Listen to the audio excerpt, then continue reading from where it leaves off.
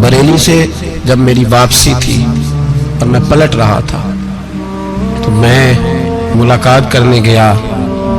मेरी तबीयत में ये रानाई थी कि खुदा खैर करे, मैं पलट रहा हूँ। मैं मुलाकात करके जब वापस बाहर आ गया, मेरे साथ एक शख्स था, तो मुझे फिर बुलाया। और जब मैं दोबारा अंदर गया तो मुझे अपनी जेब से कुछ रुपए निकाल के दिए। फरमाने लगे ये खर्च है आने जाने का और कभी महसूस न करना। मुझे वो सब लोगों के बीच में देते तो मेरे लिए एजाज था, लेकिन मेरे जैसे गरीब को नवाजना भी और उसकी इज्जत का भी ख्याल करना, ये मकाम, ये रंग, मेरे पास करोड़ों बातें हैं, बल्कि मैं साफ कहूँगा कि उन्हीं की महफिल सवारता हूँ। चिराग मेरा है रात उनकी, मैं उन्हीं के मतलब की कह रहा हूँ। जुबान मेरी है बात उनकी। लोग अपने अब्बे की गद्दी पे बैठ के बड़े लोग होते हैं, लेकिन मैंने बताया कि मेरे अब्बा जी किसान थे, किसी बड़ी गद्दी से ताल्लुक नहीं। मैं किसी जमात में कभी नहीं गया, कोई सहारा नहीं लिया। मस्जिद भी वो है जहां जब मैं आया था तो 3 लोग नमाज के लिए होते थे, तो कभी तीसरा ढूंढना पड़ता था।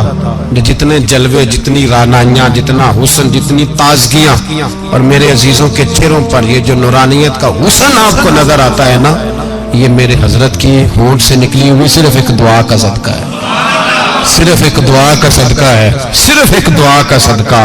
दोस्तों, ध्यानदारी से कहता हूँ, मस्जिद में बैठा हूँ इस वक्त, अगर वो वाली सीरत जो किताबों में हम वलियों की पढ़ते हैं, वो अगर किसी शख्स में पाई जाती है तो वो मेरे शेख में पाई जाती है, मेरे हजरत में। अभी आप जब आए,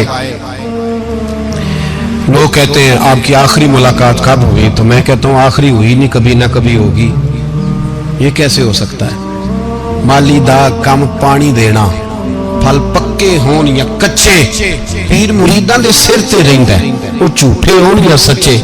हमारी तो मुलाकात आखिरी की, हम तो जन्नत में भी इकट्ठे रहेंगे, उनके कदमों में रहेंगे, और हम अल्लाह से दुआ मांगते हो जन्नत मेरे किस कारी जिथे यार नजर ना आवे, वो दोज़ख मैनू लख बहिश्तां जिथे सोना आवे जावे, तो वहां भी इकट्ठे होंगे।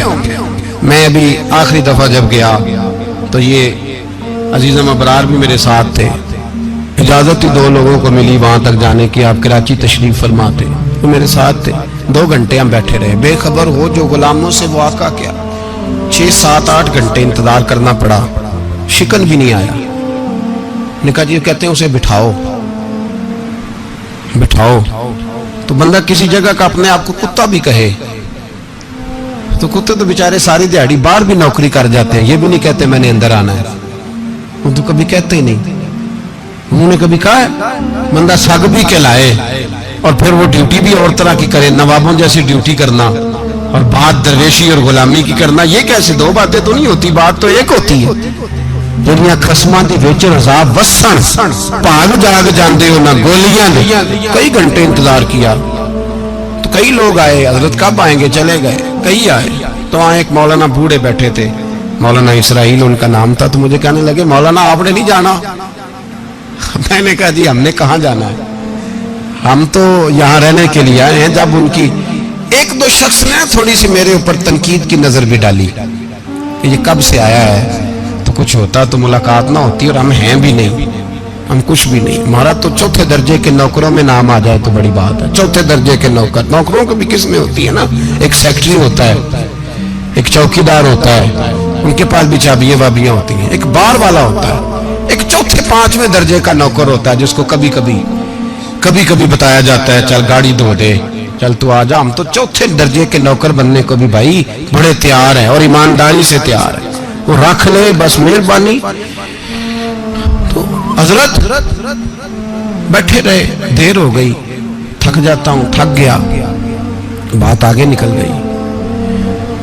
अब बैठे थे तो तन्हाई थी, मजमा हुआ ना, जब मजमा बार महफिल पे हजरत हमें नहीं मिले, बार सीधे मजलिस पे कई सालों के बाद मुलाकात हुई। चिर होया मैनू तरले लेंदे कदी मोड़ मेरे वल वागा, ख्वाब मेरी एक बार जे आवे मैं सारी उम्र ना जागा। देर हो गई, मैं बड़ा तरसा हुआ बैठा था, कई घंटे बीत गए, बैठे रहे। मर्जी है ना जी, यही रस बोले तो ओदी मेहरबानी। तो देर के बाद जब वहां पहुंचे ना, اسٹیج پہ سامنے حضرت کے پاس، حضرت سٹیج پہ آ گئے تو میری طبیعت ہے کہ میں جب اپنے شیخ کے پاس بیٹھتا تھا تو سب سے پیچھے بیٹھنے کی کوشش کرتا تھا، اس لیے کہ بڑھ بڑھ کے آگے ہونا کمال نہیں، کو پکڑ کے آگے کرے تو پھر بھی تھوڑی سی نوکری قبول ہونے کی بات سمجھو۔ پیچھے بیٹھ گئے ہم لوگ، میں بھی اور ابرار بھی، ہم پیچھے بیٹھ گئے۔ اب وہاں علماء اور مشائخ کا ڈھیر لگا ہوا تھا، حضرت کی نظر بظاہر خاصی کمزور ہے، لیکن جب بیٹھے تو یہ میرے ساتھ موجود تھے، آپ گواہی لے سکتے ہیں، حضرت نے فوراً نقیب محفل سے کہا کہ وہ پیچھے بیٹھا اسے تو آگے بلاؤ۔ تو میں جب اٹھا نا تو آپ یقین کریں میرا دل کرتا تھا پھاڑ ڈالوں کپڑے اور میں یہاں لوگوں کو بتاؤں کہ بے خبر ہو جو غلاموں سے وہ آقا کیا ہے۔ ہم لوگ آگے گئے اور جب میں اسٹیج پہ ان کے قدموں میں بیٹھا تو مجھے کہنے لگے بچے کو بھی بلاؤ جس کو ساتھ لائے ہو۔ اور جب میں بیٹھا ایمانداری کی بات ہے، میں نے سلام لی کان میں نے کہا حضور طبیعت کیسی ہے؟ فرمانے لگے تو جب سے آیا ہے مجھے تب سے پتا ہے تو بیٹھا ہے، تو جب سے آیا ہے مجھے تب سے پتا ہے، اب کل واپس چلے جانا اور جا کے وہاں دین کی نوکری کرنا، تو جب سے آیا ہے مجھے تب سے۔ مجھے فرمانے لگے کہ تو جب سے آیا ہے نا مجھے تب سے پتا ہے، جاؤ نوکری کرو۔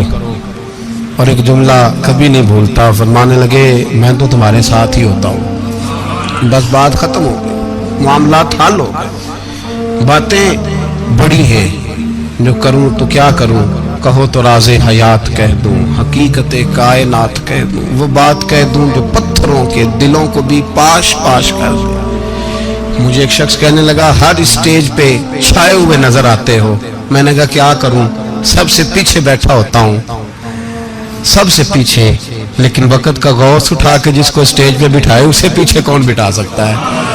ہم وہ جڑیاں گڈیاں اب پہ ہی اٹھیاں، ہم نے ان کی زندگی میں رانائی دیکھی ہے، غریب پروری دیکھی ہے۔